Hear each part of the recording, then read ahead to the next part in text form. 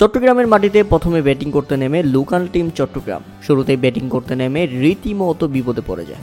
একে একে ফিরে যান সবগুলো ব্যাটার, তাই তো মাত্র ৩৯ রানের মধ্যেই তারা হারিয়ে ফেলে ৫ উইকেট। ৬ বলে ৫ রান করে ফিরেন শামীম হোসেন পাটোয়ারি।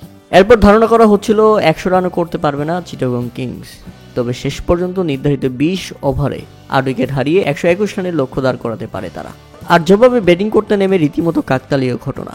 ব্যাটিং করতে নেমে দুই বিগ ব্যাটারের মধ্যে তামিম ইকবাল রান আউট হয়ে ফিরে গেলেন প্যাভিলিয়নে। ১৪ বলে ৮ রান আসে এই ব্যাটারের ব্যাট থেকে।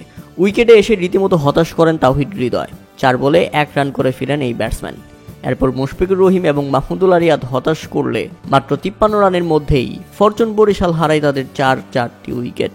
এরপর ধীরগতিতে খেলতে থাকে ডেভিড মালান চড়াও হয়ে ওঠেন, সেই সাথে দুর্দান্ত সঙ্গ দেন মোহাম্মদ নবী এবং তাতে খুব সহজেই জয়ের বন্দরে পৌঁছে যায় ফরচুন বরিশাল এবং সেখান থেকে দুর্দান্ত 50 তুলে নেন ডেভিড মালান।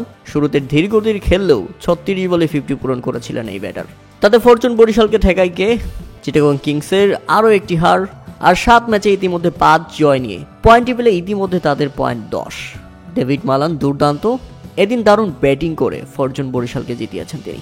অনেকেই তো ভেবেই নিয়েছিল লো স্কোরিং ম্যাচ হবে একটা, কিন্তু না, ডেভিড মালান সেটা করতে দেয়নি।